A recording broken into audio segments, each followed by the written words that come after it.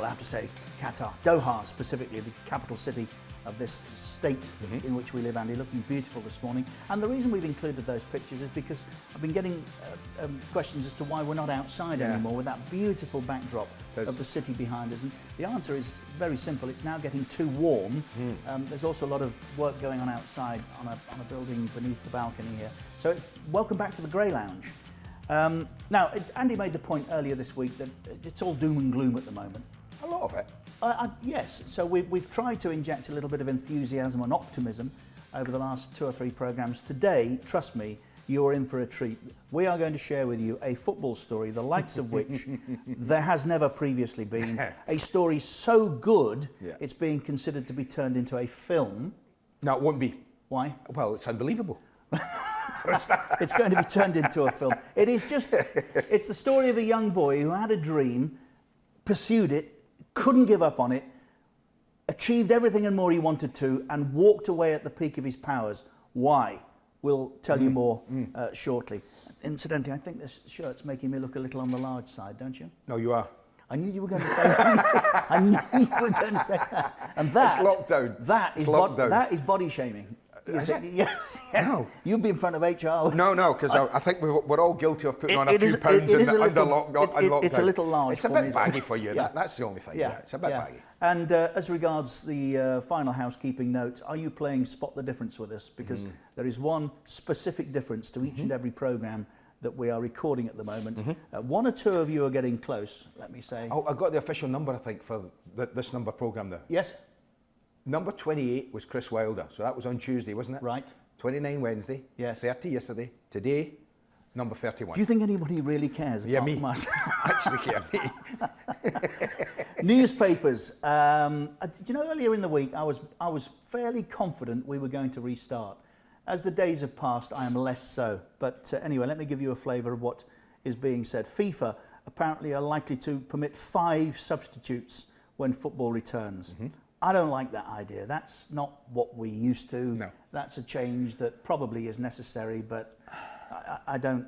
It's a lot. Yeah, it's a lot. It's half a lot. A team. It's half a team. It's a testimonial or a friendly. It's half a team.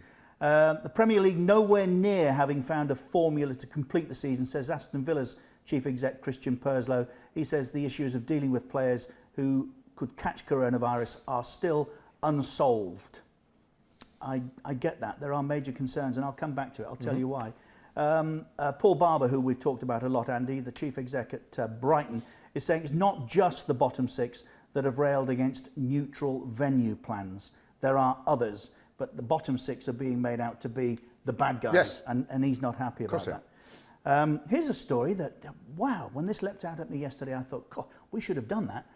Cristiano Ronaldo was raging. Who is this Scottish guy? Then something clicked. Darren Fletcher reveals Walter Smith transformed Ronaldo by introducing a brutal no fouls rule in Manchester. Did we not discuss that 3 months ago? Yes, with Darren. Yeah. Here in Qatar. Yes. I thought so. I just we thought did. It was worth checking. Yeah. Testing players 3 times before a restart. Squads split into groups of 8. And the possibility of living away from the family, which is another major issue for me, for players. That's La Liga's 24-page plan for players to get back to work in Spain, and I'm not sure. Here's an unusual one. I can't see too many of our top-earning football stars, Andy, out with bucket and sponge, but Premier League clubs are to enforce strict coronavirus protocols ahead of May the 18th training. They're going to ban stars from public transport. Really? Public transport. Public transport. We should have Spot the Star on public transport. The last person to use a bus to go to work was Bobby Charlton. Yeah. And they're going to be told to keep their cars spotless. Now, I can't think, as I said, that too many of them will be out. They will be. No, the new jet wash, they love it. They won't be doing that. They will.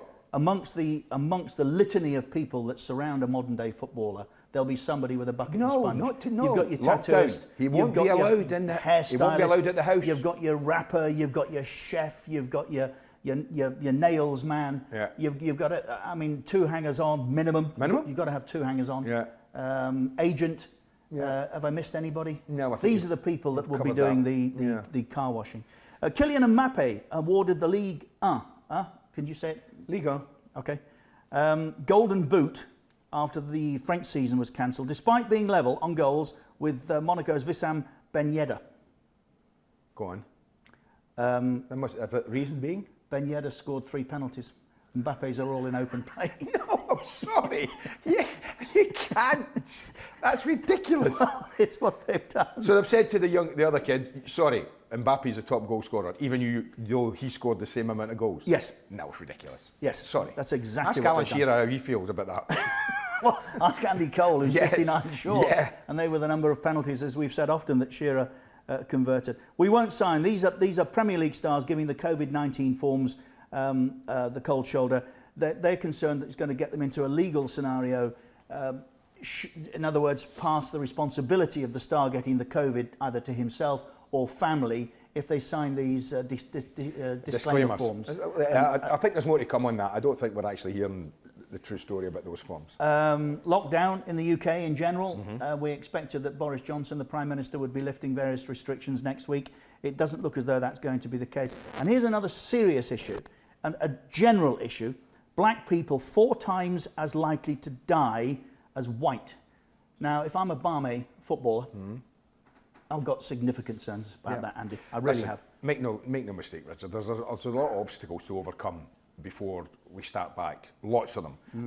And I think the big one is Germany. I think for me, I think everyone is waiting to see what happens not this weekend. K-League starts next weekend. today. K-League starts today. No, I think we're looking more at German football than the K-League, actually. I told you the story about Johnny Giles once when I shared a studio with him, looking to try to give good due credit to the Leeds team of '91 that won the title. And I struggling to go somewhere in conversation, I said, look, you know, David Batty here, so similar to Billy Bremner, wears the number 4 jersey, good little combative player. And Johnny said, not fit to lace his boots. That was the end of the conversation. Well, he's piped up again, Johnny. Bruno, the new skulls, don't make me laugh. I agree with him. Yeah. I agree with him. You'd need to be a good player to be Paul Scholes, wouldn't you? Restart Revolt. The Brighton chief exec, back to Paul Barber again, says many clubs will try and block the neutral grounds plan. And the chairman of the LMA, Richard Bevan, has said if we don't do neutral grounds, we haven't got a. We're not coming back. Well, do you know what I think most football fans are actually getting a little tired of the long, drawn-out process that's happening. I know it has to be. And what I'm saying is I think what football fans want right now is a decision. Well, that's why I stopped us Just talking make about a decision. Are we going to start? Yes or no? Give us a definitive, guys, and then we can all move on. The trouble is, Andy, they don't know. They want to, but they can't come up with a formula that suits everybody. I'll tell you Next what week, I'm sure Leagues 1 and 2 will say, that's it, off, finish, done. Right. And then we've got a decision. Then we work out who should win what or be relegated to where. But it just goes on. By the way, Kyle Walker, how many times? Best headline today, Walker the plank. After he's been found out socially mixing 3 times over the last 24 hours. And his apology this time, he says, look, you know, I'm just like everybody else. I've got mental health anguish as well. We all have, Kyle. We all have, but we're all trying to do the thing that saves other people's lives, Correct. not our own. Correct. That's why we wear a mask. Premier League clubs opposed to Project Restart Fear on the basis that Liverpool, once they've won the title, will just play kids, and therefore that will adversely affect. Well, they could easily. The project. Yeah, of course they could. Yeah. Of course they could.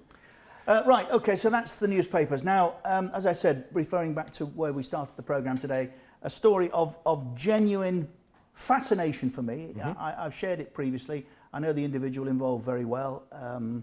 Not sure if he's a footballer or inventor, Andy. Inventor or footballer. Both, I would think. We're here today on beIN Sports around the globe and on YouTube for an hour in order that we can fully explain this story. So before we meet our guest today, I think it right and proper that he introduces himself for us and gives us a little bit of the bone. We'll put the meat on it when we come back.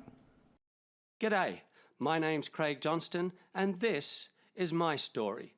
As a 6-year-old, growing up in Australia, I was a bright, happy kid. I was fascinated by science, maths and how things worked. Then tragedy. I was struck down by osteomyelitis, a form of polio. My parents signed the order to amputate my left leg, but miraculously, a polio specialist saved the leg with a complex operation. The year was 1966, and from the hospital bed, I watched the famous Charlton brothers win the World Cup over in England. and I became obsessed with the game of football. For the next 6 years, I got stronger, and my love of the game only increased and increased. I begged my parents to let me go to England on trial. Mum was a school teacher and challenged me. If you come first in science, maths and English, we will pay your fare. Well, I studied like no kid had ever studied before, and did so unexpectedly well that my parents had to sell the family home to pay for my trial in England. So my family moved to a smaller home out in the bush, and I moved to the other side of the world, to Middlesbrough, in the cold north of England. The moment I arrived, I was thrown into a trial game. We were getting beat 3-0 at half-time.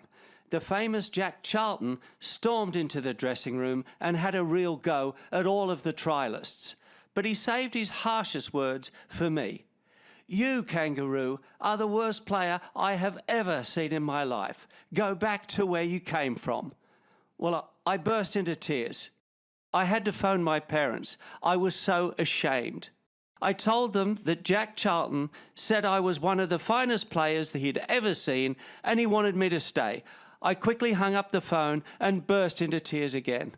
I couldn't go home, and I couldn't stay at Middlesbrough. And worst of all, Jack Charlton was right. I couldn't control the ball, couldn't pass the ball, I couldn't dribble or shoot. I just couldn't play. Some senior pros had heard about the tongue lashing and felt sorry for me. They gave me some money to clean their cars and said for now I could stay in the old coal shed behind the trialist digs. But I had to hide from Charlton until I could save up for my fare home. The apprentices didn't like me. I'd been told to leave by the gaffer, so why was I still there? Even though I wasn't allowed to train with them, they gave me all of their crap jobs to do. Each day I cleaned the boots, toilets and changing rooms long after they had all gone home. Later, on the cobblestone streets outside the Ayresome Park Stadium and by the light of the gas lamps, I would ask to play in the pick-up games with the scruffy street kids. They were younger than me, but much better than me at football. It was embarrassing. They took the mickey out of me and called me Skippy the Bush Kangaroo, but at least I was actually playing, and at least they didn't hate me. Finally, back in the shed after midnight, I would cry myself to sleep. I realised just how far I was from my home, family and friends. I felt like I was in a kind of jail and desperately wanted to go back home to the warmth of the people who loved and wanted me, rather than a cold and empty Middlesbrough car park. Just to get myself through, I had to wildly imagine that I was actually playing at Wembley Stadium. I spent 5 or 6 hours every day pretending I was Georgie Best, Bobby Charlton, or even Pelé. I had no idea what I was doing. I was blindly practicing, just running around in circles. The months passed and passed, but I wasn't getting any better. Or was I? I just didn't know. The problem was I didn't have any measurement, didn't have any standardization. I didn't know where I stood. I was ready to pack it all in and go home a failure. In tears, I picked up the ball, held it in my hands, and suddenly remembered studying hard for schoolwork and being tested on how good I was. That was it, testing. Just like math and science tests. The ball is a perfect object. It doesn't make mistakes. The person using it makes the mistakes, and the more you use it, the less mistakes you make. What I needed was a standardized measurement test for my soccer skills, to know how good I was and to know if I was getting any better. There were only 4 main skill tests to standardize: controlling the ball, passing it, dribbling and shooting. I painted a full-scale penalty box and goal mouth onto the car park floor and up the walls. Within this, I created a mathematical grid with targets to hit, targets to avoid and targets to pass off. By standardizing the variables of distance accuracy time analysis, or DATA, data, and then applying that analysis to the 4 core skills, I had basically standardized my own mistake to attempt ratio and metric. To get better at football, all I had to do was get faster and more accurate at these 4 skills. And now, with the data, I could prove it. This was my hallelujah moment. Hallelujah, hallelujah, hallelujah. Now, I could actually plan my training. I had very focused goals, consistent repetition, and a mistake metric to judge myself by. This tangible proof or data became a very powerful motivation and made me train even harder. I could be a better player at night than I woke up in the morning. 1977 was a freezing winter. A chronic virus had swept through the club and there weren't enough players to field a full reserve team for a game. "What about the Kangaroo in the car park?" somebody said. "He's crap," said 2 or 3 other voices from the dressing room. "Well, he doesn't have to play. He just needs to be on the team sheet so we don't have to forfeit the match." This, I knew, could be my big chance. We were 2-0 down at half-time and one of our players got injured. I came on as sub, scored 2 goals and we won the match. My teammates were more shocked than I was. After 2 long years, the Kangaroo was finally out of the car park and on his way to becoming a proper footballer. Later in the season, aged 17 years, 6 months, 7 days and 15 hours, but who's counting, I became the youngest player ever to play for Middlesbrough Football Club in a crucial 4th round FA Cup tie. Yeah. Fulfilled the dream and walked away at the height of his powers. Inventor, incidentally, of the Predator football boot. Correct, yes. And he's got a plan up his sleeve that we're going to discuss with him later that will find us in a world whereby we can better rank footballers like golfers, Andy. But in the meantime, Craig Johnston, from his home in Sydney these days. Welcome to Keys and Gray. Lovely to see you again, boys. Lovely to see you again. It's great to see you, Craig. How is everyone coping over there with coronavirus and lockdown? Or are you in lockdown? You know what? We've coped really well. And we haven't reached 100 deaths yet. And again, we're probably closer than most to China. And we got hit pretty early by a cruise ship. That in fact, a lot of people got off a cruise ship, infected quite a few people. So we were very spooked and panicked early on. But the government has done an incredible job to keep it still below 100 to this day. And, you know, it's a big country, world's smallest continent, world's biggest island. Brilliant, very good description. And, you know, we've done really well. So our lockdown wasn't as extreme as yours. It wasn't as extreme as America, you know, Italy, Spain, all the tough hotspots. But it was pretty, you know, well policed by people. Nobody, apart from Bondi Beach a couple of times, and they're tourists anyway. So no, we've been lucky. We've been lucky, and mind you, we had the bushfires, we had the drought, we've had. Craig, don't depress us. Don't depress us. You're here today to lift our spirits. We don't want to go down that route. And I don't say this by way of. It's a compliment. Looking these days more like an ageing surfer than a footballer. The curly locks have gone, and there's a ponytail, I think, tucked somewhere around the back. Isn't Still that? got it. You have to remind me. You know, when you said the ageing surfer, I've got something to show you later about the ageing surfer. So remind me. Okay. Yeah. We need a brief look at the ponytail, Craig. Still there? Is it still there? We'll stay there, and I'm going to show you what the ageing surfer's got, and I'll show you the ponytail at the same time. He's running, what's he bringing now? Well, it's a very lovely house, I have to It's say. very And if lovely. he's overlooking Sydney Harbour Bridge, which I suspect he probably will be, I just hope he hasn't gone to the loft to find Oh, it. there we go. I knew he was bringing.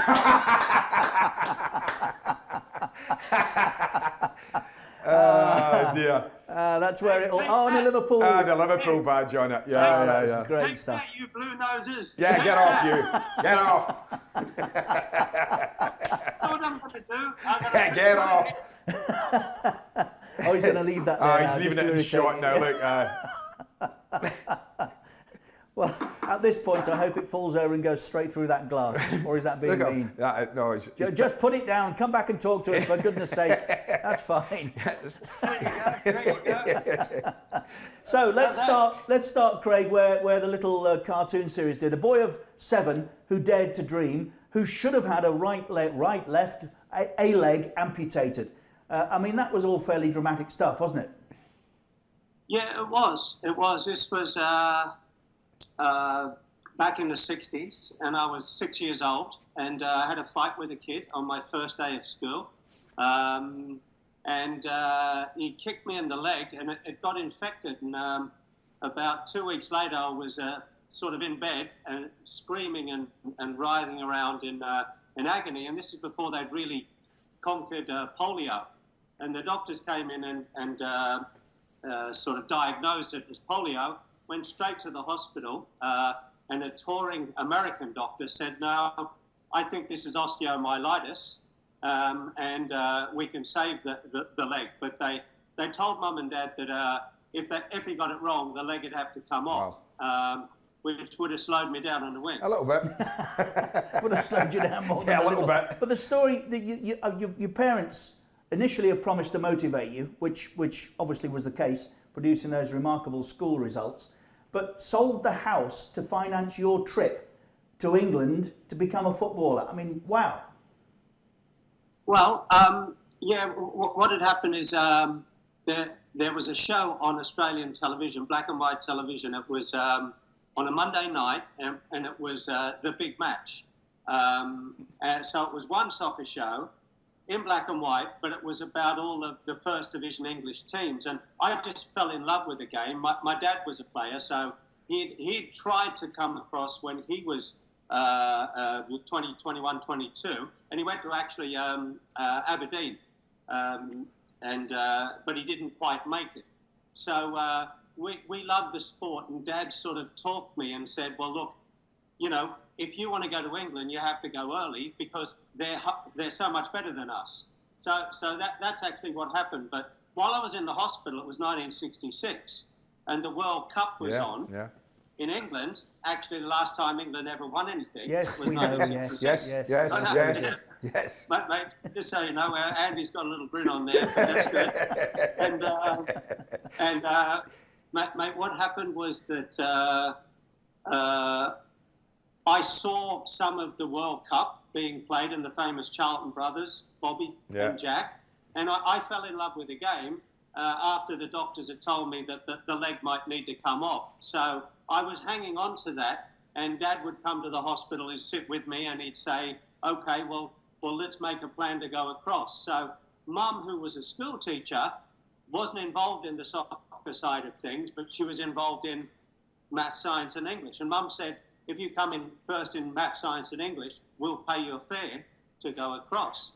So I studied like no kid had ever studied, and I did remarkably well in all three, so much so that they had to commit to moving to a smaller house way back in the suburbs, in a bush kind of thing, to finance the trip. And I surprised them with my diligence. And Mama spoke to the other day.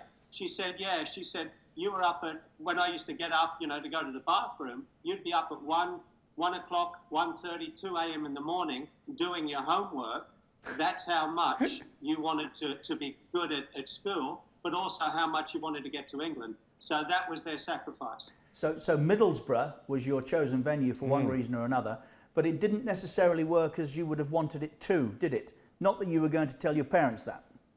When I got to Middlesbrough, it was December. It was snowing and raining north of England.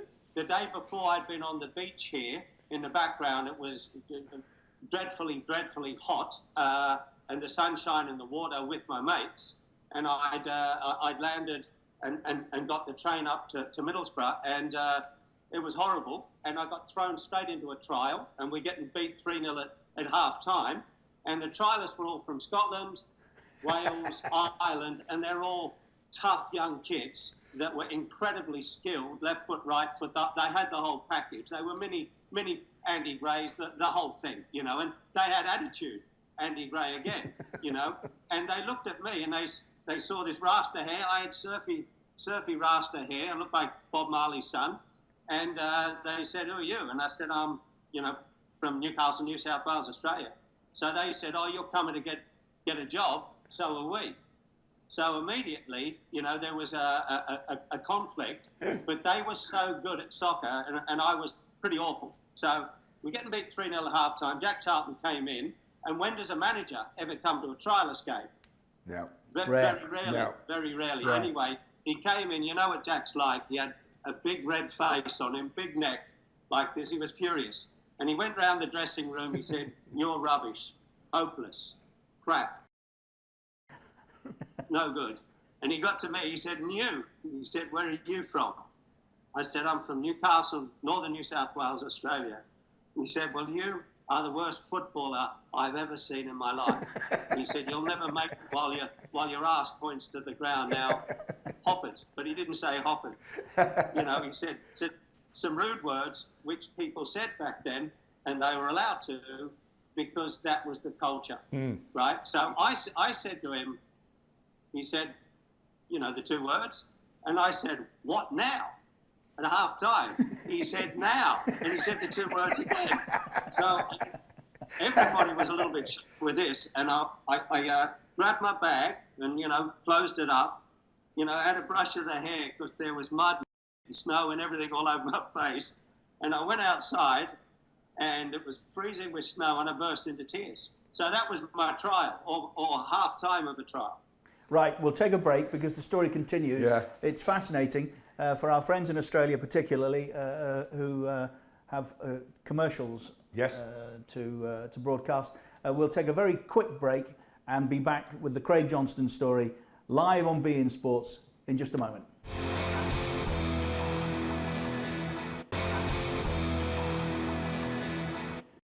Welcome back to beIN Sports viewers all over the globe and to our international audience watching on YouTube. It's very good to have your company. We're in the middle of an inspirational football story, how to become a footballer if you've got the determination. Yeah, so let's pick up, Craig. By the way, quickly, what age were you when you arrived in Middlesbrough? How old were you? Just 15. Well, there you go. So you're 15. You fly all the way from Australia, on your own, I'm guessing, get to Middlesbrough, Yep. play in a trial, Yep. get hooked by Jack Charlton at half-time because you were hopeless. Jack told you as much. What kept you going? How did you manage to not let that affect you? Well, I had to get home to the digs, and I just arrived, so I didn't know where the digs were. So I had to hail down a taxi, and I hadn't changed money. This is 1975, black and white television. Yeah. You know, we weren't sophisticated like we are now, and trials are all set up. And I had to find the digs, and I explained to the lady that Jack Charlton had told me to leave, and she said, "Well, then you can't stay here." And I said, "Well, yeah, I know, but I've got to stay somewhere." And she said, "Have you got any money?" I said, "No, because I hadn't changed any, you know, and you know." Back in 75, people didn't go overseas. That was the point. So she said, "Well, look, I can't go against the gaffer, but you can stay at the coal shed at the bottom of the garden. But you know, it's an ex-coal shed, but it was sort of clean, and there was a bed, and there was a little heater." So Nina Postgate was her name, lovely lady. So then I said, "Well, look, there's only one other thing, Mrs. Postgate, I've got to do. I've got to phone my parents." She said, "Oh yeah, you better do that." So back then, reverse charges, you couldn't phone, no iPhones, no nothing. So it took me nearly half an hour to get hooked, to get my parents on, and finally Mum came to the phone. She said, Craigus, how was your trial?" You know, I said, well, I had the trial already. And she said, "Oh, really? How'd you go?" I said, "Well, Jack Charlton was there." And she said, Colin, come to the phone. The famous Jack Charlton was there." I know it sounds like Dame Edna, but that's how Aussie mums speak. And anyway, so Dad came to the phone. He said, "Oh, mate, good on you, matey. How'd you go with the famous Jack Charlton?" I said, "Dad," he said that I'm one of the finest players he's ever seen. He wants me to stay, right? And I hung up and burst into tears. And I thought, now what the hell do I do? And that was the story. And that's how it happened. But you lived in the coal shed, sponsored by players like Graham Souness, who was on the staff at the time, and turned yourself into a footballer. How? Well, you're quite right about Graham Souness. And basically Nina said, we can't tell Jack Charlton you're staying here. So what you have to do is not tell anyone you're here, and you can't train with the players. So I was there for a couple of weeks, and I just stayed right out there. I'd never seen snow, so I'd run out with bare feet in the snow because I'd never seen it before.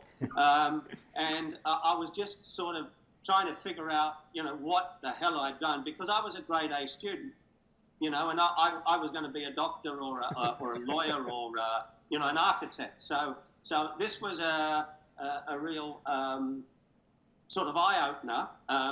And the key thing that saved me was Graham Souness, and there was another lovely chap, left full-back for England, chap called Terry Cooper. Yes, absolutely. A real gentleman, both of them. They heard about the lashing that Jack had given me and thought it was a bit over the top. So they said, well, look, if you clean our cars and boots, we'll give you some money, right, so you can afford to pay the fare home, because my parents only could afford a one-way ticket. And they clearly thought the trial would go better, so did I. So that's what I did. I hid from Charlton, who'd come into work. He'd park his car, and I'd duck down, right, in the car park. And then when he'd go, I'd clean the cars, I'd clean the boots, and the players paid me. And then Charlton would leave in the afternoon. Again, I'd hide from him. So the lads all knew I was there, but I worked hard. I was getting in at 5 and 6 in the morning and kicking a ball against the car park wall, doing the chores. They would all go off and train, and then I would do the boots of a night. So in the end, Souness started to pay me. It's a true Scotsman. Rather than give me money, he would pay me. He would pay me with Puma Kings. Remember the old Puma Kings? Yes. Yeah, very much so. So I love football boots. I had a passion and a love for the boots, and there was the Adidas Copa Mondial. Yes. Right. So that was my joy in life, was cleaning the players' boots, and they would then pay me with boots, spare boots that they had, and then I would go out when Ayresome Park was closed down. I could go out and run around on Ayresome Park itself when nobody was there, with proper boots on, and pretend I was a proper footballer. So I've always been a bit of a dreamer and a bit of that's a good word, dreamer. So I kept dreaming, and then eventually I was there for about 8 months, and Big Jack left, and he went to go to Sheffield Wednesday, and a new guy came in called John Neal. Yes. And the first day he came in, he saw me in the car park, and he came over. He said, "Oh, hello, how are you?" And I said, "Good." He said, "Where are you from?" I said, "Newcastle, Northern New South Wales, Australia." He said, "You're the only one out here training on your own." I said, "Yeah, I'm out here every day." And he said, "Why?" I said, "Because I'm not allowed to train with the others." He said, "Why not?" I said, "Well, because I just do the jobs around here." And he said, "Well, you look pretty good to me." So anyway, he's gone back in, and he said to the guys, he said, "Who's the bloke outside, with the Bob Marley hair?" And they said, "Oh, that's the Kangaroo in the car park." And he said, "Is he any good?" They said, "No." So that's why he's there. And that's what happened. It's extraordinary. So that was the next stage. But I'd been spending 3, 4, 5, and 6 hours a day in the car park, left foot, right foot, in the corner of the brick walls. I would, and you've done it, we've all done it. You throw the ball off, you chest it, one bounce, you volley it onto that wall, one touch, chest, down, volley it onto that wall. So I drew targets on the wall, and I stood in a target. So if I had to do 10 in a row by hitting the target, if I didn't, I'd start again. Right, and I did it left foot, right foot. So slowly, I got a touch and a feel for the ball, because I had this epiphany just before they let me out of the coal shed and got me into the digs on the bottom floor. I had this kind of, depression and sadness for probably about 6 months when I first got there, because I was running in circles. But then I realised that the football, right, is a beautiful object. It's a perfect object. It doesn't make mistakes. The players that are using it makes the mistakes. And the more you use it, the less mistakes you make. So I thought, Charlton's 100% right. And he was. Because I couldn't control the ball, I couldn't pass, I couldn't dribble, I couldn't shoot. Like the other kids from Scotland, Ireland, Wales, or the English guys could. So I then sort of, the Rocky movie? Mm-hmm. That was out, a little bit around then as well. And I used to listen to the tune of Rocky and other, songs, and that kept me going through the day. And what I then did, and this was the cleverest bit of all, right? 4 or 5 or 6 hours in a car park in the cold north of England is a big ask of anyone, right? And as you both know, my skill in life, I was fit as a fiddle. And I was, I wasn't Andy Gray or Peter Reid tough or Graham Souness tough, but I was mentally tough. So I realised that if I really concentrated on those little skill games and the little targets, I figured out that there's only 2 skills a player ever does for 90 minutes. He gets the ball and he gives it. That's true. And every time he makes a mistake, hang on, I'll get there, right? And every time he makes a mistake, it's because he doesn't get it quick enough or he doesn't give it quickly or accurately enough. So after you've got it, then the give can be a pass, short or long, or it can be a shot at goal. So there's only 4 fundamental skills: control, pass, dribble, shoot. So I set up a little skills course, 3D obstacle course, using chalk and paint and benches that I stole from the church, the church pews, right? And I set up a control, a pass, a dribble, and a shoot rig with a full-size goals and a full-size penalty box. So what I figured out, that I then had a mistake to attempt ratio, which means is that the little game I told you, I then said, okay, no bounces. So I would throw the first one on the wall, and then I would chest it, pass it onto that wall, into the square, chest, onto that wall, without dropping it. Then you get in touch and feel. Right, Andy? Mm-hmm. You've done it. We're all good players. Georgie Best, you go back. Pele did it with a grapefruit and an orange and a rolled up. We all did it in some way or other, right? All great sportsmen have the craft and the feel and the touch. And we all get it too these days with coaching and academies and crap. But that's what we did. Now, what I figured out, though, if I concentrated on that skill, I could get through it in 10 minutes. If I didn't, take me 20 or half an hour. So my mistake to attempt ratio meant I'd only be spending 4 hours in the car park rather than 6. Then I got down to 3, then I got down to 2 with the same skills, because I was totally focused and totally left foot, right foot, control, pass, dribble, shoot. So I was actually creating a data set with a mistake to attempt ratio, and nobody knew what data was back then. But to me, I could then get back to the digs and have the beans on toast with melted cheese with beans on toast, because that's what we were fed, right? And then watch Coronation Street with the rest of the lads. And that was my dream in life, to do that rather than getting back late. So I basically found out a way, because I was getting up so early, where I could be a better soccer player, a better footballer at night than when I woke up in the morning, through how quickly I got through my core drills. And that's the story. It is extraordinary. The story then took you on to Liverpool. You won everything. Walked away at the peak of your fame before inventing the Predator. You talked about your obsession with football boots. Why did you walk away when the world was at your feet? My sister got sick. She was involved in a dreadful accident in Morocco.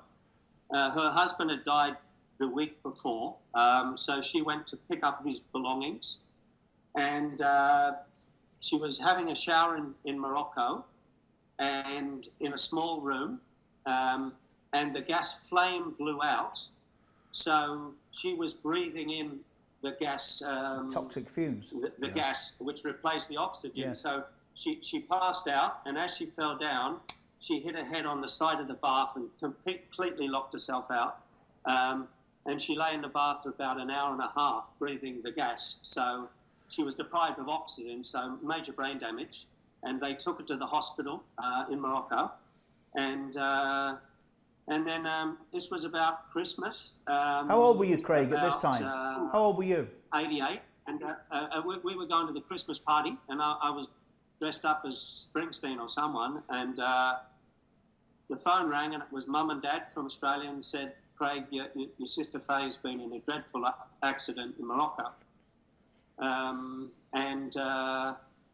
We can't do anything from here, so we're just telling you. So I had immediately drop everything and find a plane and get to Paris, and then find a medical plane and get to Tangier and then Morocco. And then I flew Faye, who had a small daughter, Jamila, with her. And I went into the hospital, and it was like old nuns in old, rags almost, with gas lights, all walking around, and it smelt dreadful. And I could hear Faye sort of screaming, and her head was 2 or 3 sizes bigger than it should have been, and she was in a coma. So that's what we had to do, was to get her and Jamila back to London, which I did, and then I had to get Mum and Dad over to London also. So I then had to go back to Liverpool and shared it with Peter Robertson and Kenny, but I said I don't want anybody else at the club to know, because then the media will know, then it'll be impossible. And they honoured that, which was great. But so you walked away at what age? How old were you at this time? I was 26. Wow. Didn't play again, invented the Predator, didn't make the sort of rewards from it that I think you felt you should have done.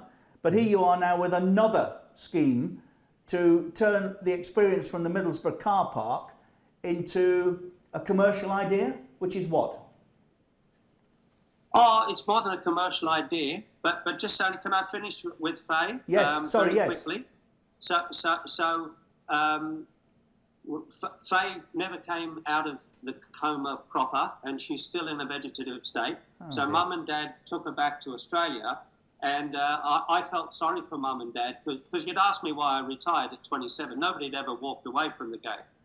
And that forced me, because there was no insurance, and I had to pay the hospital bills, and they were worth a fortune, and Mum couldn't really look after her. So that's why I retired, was to come home, because we thought Faye would come out of the coma, and we thought she would come good. And unfortunately, she never did, and I ran out of money. So Graham Souness tried to bring me back when he became manager of Liverpool. And there's some lovely stories in there of people trying to get me back, but it just never happened, because I then had to make a living, and that's when I went into television. And the saddest bit of all of it, not that I retired at 27, but Faye never recovered, and Mum's still looking after her to this day. So I got a job with Kerry Packer and Wide World of Sport, and I started to produce television, because I've always been a cameraman, always been a photographer, and I loved that. But then I created my own primetime family game show called The Main Event, and I sold that to BBC One. Actually had it on a Saturday night at 6:30, just after Jim will fix it. It was called The Main Event. The host was a guy called Chris Tarrant. Oh yes, a legend called Chris Tarrant. Telly France 2 ran it 5 nights a week. ZDF in Switzerland ran it five times a week. NBC in America optioned it, and it ran for 3 years in Australia prime time. So it was a very successful show, but I left that because I kept having this idea about a football shoe that actually gave a player more grip and a bigger sweet spot, because I'd spent years and years and years in the Middlesbrough car park addressing the ball, and every time I'd kick for one of the targets, my brain said what part of foot on what part of ball to what effect, with the various spin, the various backspin, feet in the wind. People like Andy Gray, people like Glenn Hoddle, people like Zico, people like Narada, they do that stuff for nothing. It comes as a gift from God. I didn't have that gift. I had persistence, I had brains, and I figured it out. So that's the whole concept of where the Predator came from, was all those years I spent addressing how do you swerve a ball and all of that stuff. And everybody knows the story. I was coaching kids in Australia, and I said, kids, when you spin the ball to swerve it, it's like a table tennis bat for your feet. And the kid said, well, that's fine, Mr. Johnston, but it's raining and our boots are made of leather and they're slippery. And then I thought, bingo, of course. So then the thing got cancelled, the training got postponed.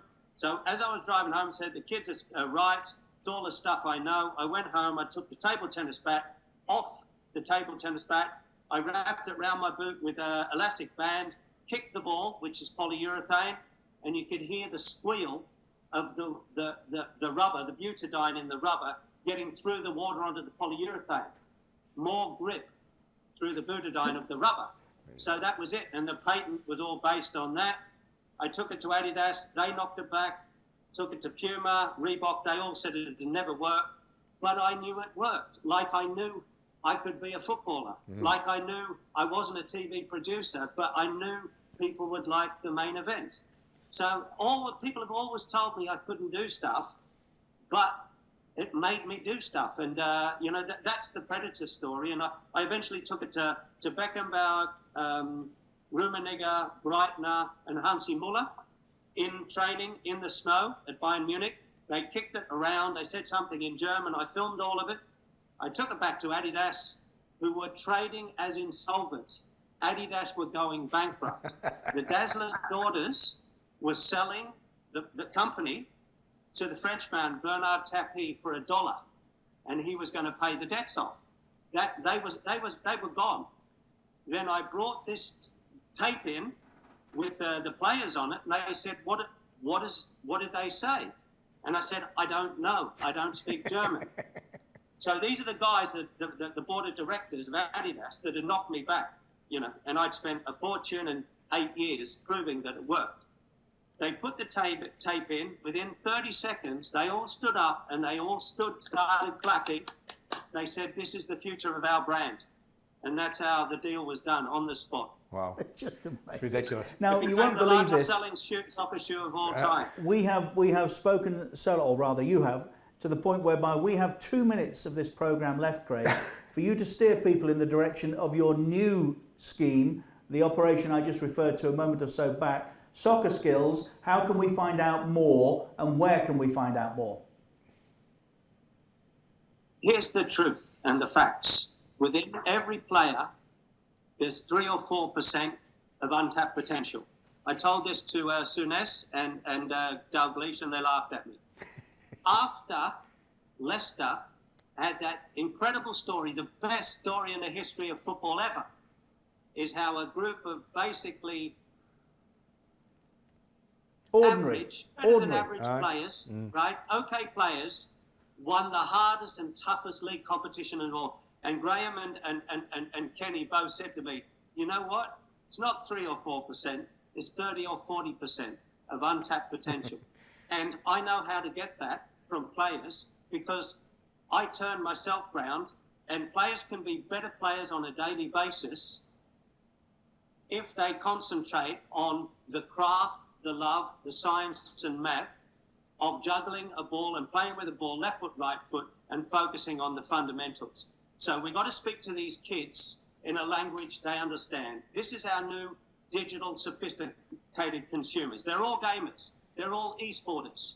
So let's use technology right, and modern social media, right, and database analytics and cloud-based computers and apps to recreate the Middlesbrough car park in everybody's backyard. And that's exactly what I'm doing to leave a legacy, so that kids, if they want to do what Andy said at the start of the show, if they want it, if they love it, if they're prepared to do their soccer homework on a daily basis, my promise in life, you can be a better soccer player at night than you were in the morning. And Andy, that's your other question. How did you survive and how did you get through that dreadful time? And I often say I was in jail. I was like being in jail, right?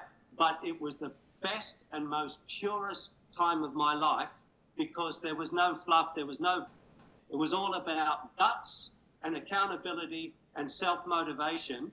And, you know, I hate to say it, but when I speak to kids now, and I'll finish, I often say that I had a dream when I was a kid. I had a dream to be the best soccer player in the world, like Pelé, Maradona. And I failed miserably. But I did end up being the worst player in the world's best team, the mighty Liverpool. Look at that surfboard. Get off. Look at that surfboard. Get off. Evertonians. Eat that. Thank you for spending time with us, Craig. I'm sorry that just move to your left a little bit. Move. No, The other way. Okay. Right, it's time to go. Yeah, we've got to go. We've got to go.